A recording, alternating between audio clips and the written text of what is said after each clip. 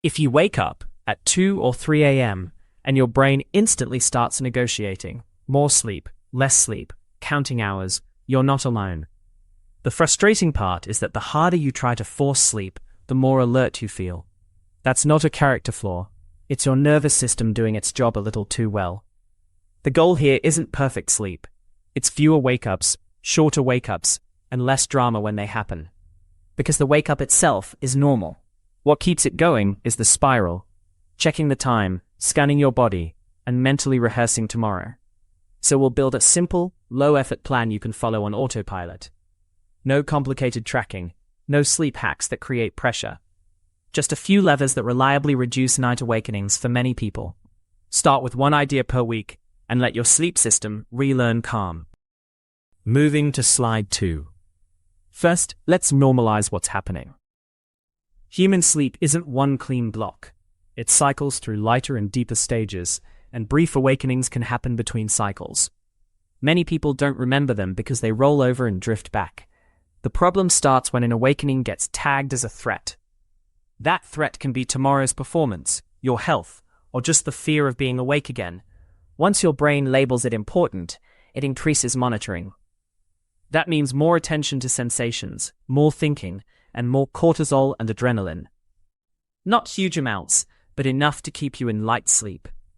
So the target is not to eliminate awakenings. The target is to make awakenings boring. Boring awakenings don't recruit the stress system. They pass. When you treat a wake-up like a quick pit stop instead of an emergency, you're already moving in the right direction. Moving to slide 3. One of the biggest drivers of repeated wake-ups is inconsistent timing. Not because you need a perfect schedule, but because your body clock loves a strong anchor. Pick a wake-up time you can keep most days, including weekends within reason. That single choice stabilizes your circadian rhythm, which influences when melatonin rises and when sleep pressure builds. If you sleep in late after a rough night, it can feel like recovery. But it often shifts your clock later, making the next night lighter and more fragmented. Instead, keep the wake time steady and use light in the first hour after waking. Bright outdoor light is ideal, even on cloudy days. At night, do the opposite. Dim your environment in the last hour. This isn't about perfection. It's about giving your brain a clear signal for day and night. Strong signals reduce those random middle-of-the-night pop-ups. Moving to slide 4. Next lever is sleep pressure, your built-in sleepiness tank. It fills the longer you're awake, and it empties when you sleep. If you spend a lot of extra time in bed, especially after a bad night, you dilute that pressure. Then you get lighter sleep and more awakenings. A simple rule helps. Keep your time in bed close to your actual sleep. If you usually sleep about 7 hours, don't aim for 9 in bed. That extra 2 hours often becomes tossing, turning, and clock watching. If you need a nap, keep it short and earlier in the day so it doesn't steal pressure from the night. And if you lie awake for a long stretch, don't treat it like resting harder. Your brain learns that the bed is a place to be awake. Moving to slide 5. A huge underrated cause of night awakenings is your sleep environment. The brain is a threat detector, and at night, it becomes even more sensitive to sound, light, and temperature changes. Start with darkness. Tiny LEDs, hallway light, or early sunrise can trigger partial awakenings. Make the room as dark as you reasonably can. Next is noise. Sudden changes, like a door closing or traffic gaps, wake you more than steady sound. A fan or white noise can smooth those spikes. Then temperature. Many people sleep best in a slightly cool room, and overheating is a common reason for 3 a.m. wake-ups. Use breathable bedding and adjust layers so you can easily regulate. None of this needs to be expensive. The goal is fewer micro-alerts, so your sleep cycles can run without interruptions. Moving to slide 6. Now let's talk about the most common wake-up trigger, bathroom trips. If you wake up to pee once in a while, that can be normal. But if it's multiple times, it's worth adjusting your inputs. First, shift most fluids earlier in the day, and taper in the last 2 hours before bed. You don't want to dehydrate yourself, just front load. Second, watch bladder irritants in the afternoon and evening. Caffeine is a big one, including some teas and chocolate. Carbonated drinks can bother some people too. Third, make the trip low stimulation. Keep lights very dim and don't start thinking time. And here's a key point.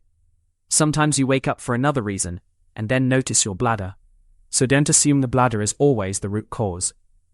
We're reducing triggers, not chasing a perfect explanation.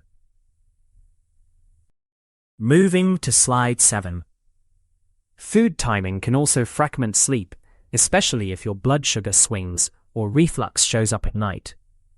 A very heavy late meal can keep your system busy and raise body temperature, which makes sleep lighter.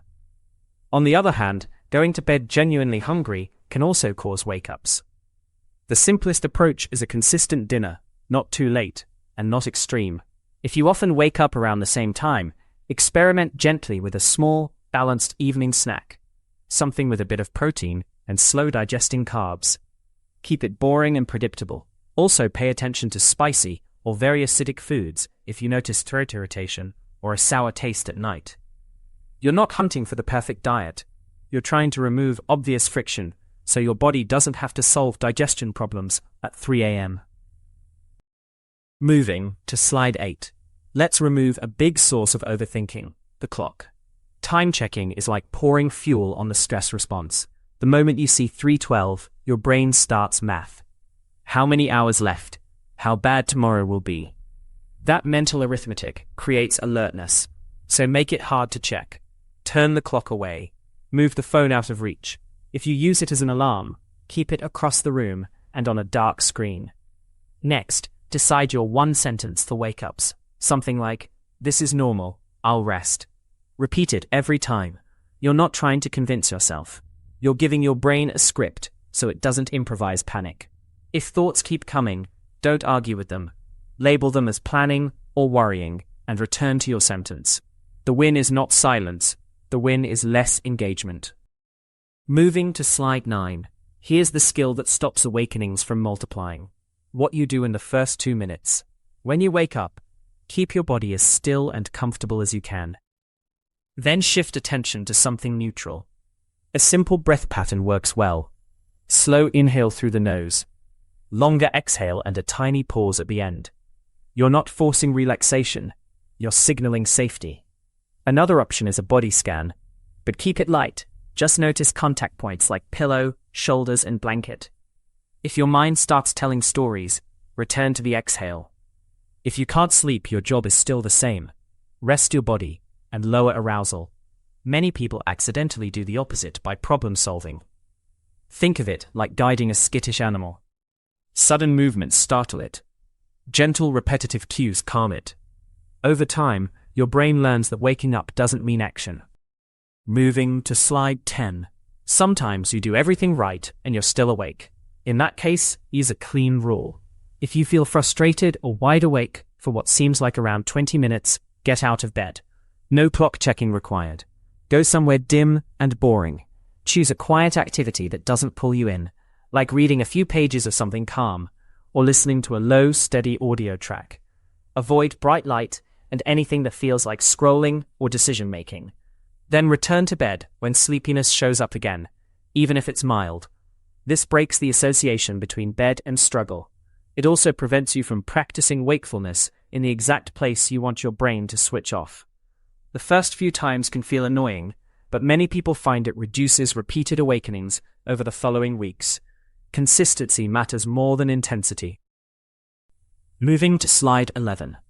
Repeated wake-ups are often tied to stress, but not in the obvious way.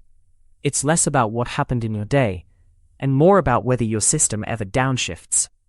So build a short wind-down that is stupidly easy. 10 minutes is enough. Pick 2 actions you can repeat nightly. Dim lights and do a low-effort routine like washing up, laying out tomorrow's essentials, or gentle stretching. Then add a brain dump earlier in the evening, not at bedtime. Write down tomorrow's top 3 tasks and 1 worry, plus the next tiny step for each.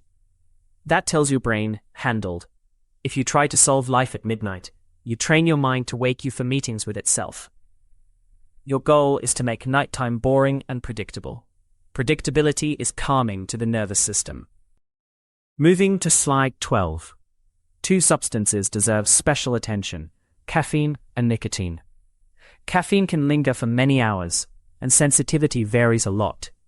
If you wake multiple times, a practical experiment is to set a caffeine cutoff earlier than you think you need, and keep it consistent for 2 weeks. That includes coffee, energy drinks, some teas, and even chocolate. Nicotine is also stimulating and can increase lighter sleep and early awakenings.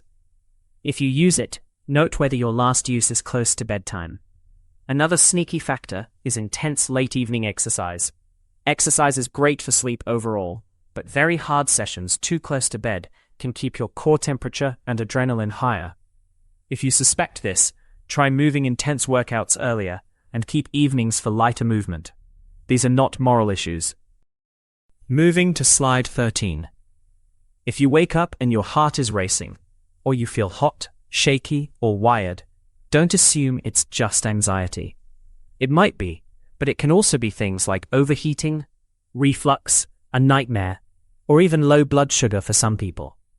The non-overthinking approach is to run a simple checklist. Are you too warm? Is the room stuffy? Did you eat unusually late or unusually little? Did you have caffeine later than usual? Did you do a hard workout late? Then make one small adjustment the next night. Also notice patterns. Same time every night can point to habits or environment. Random times can point to general arousal. And if you snore loudly, wake up gasping, or feel unrefreshed despite enough time in bed, it's worth discussing sleep breathing with a clinician. You don't need fear. You need signals and next steps. Moving to slide 14. Let's put this into a no-drama plan you can actually follow. Step 1.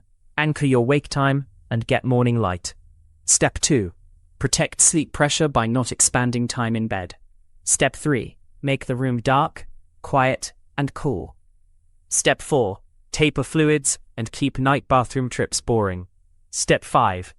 Ban clock checking and use your one sentence. Step 6. If you're frustrated, get out of bed briefly and return when sleepy. That's it. Notice what's missing. Complicated gadgets, perfect routines, and constant analysis. Give each change a week before you judge it. Because sleep is a trend, not a single night. If you want one place to start with the clock rule and the wake time anchor. Those two often reduce the spiral fast. If this helped, tap subscribe for more calm, practical health habits. And for a quick check-in, comment with A or B. A means your main issue is falling back asleep. B means it's waking up too often. This information is not a substitute for medical advice. Performance and longevity are deeply connected.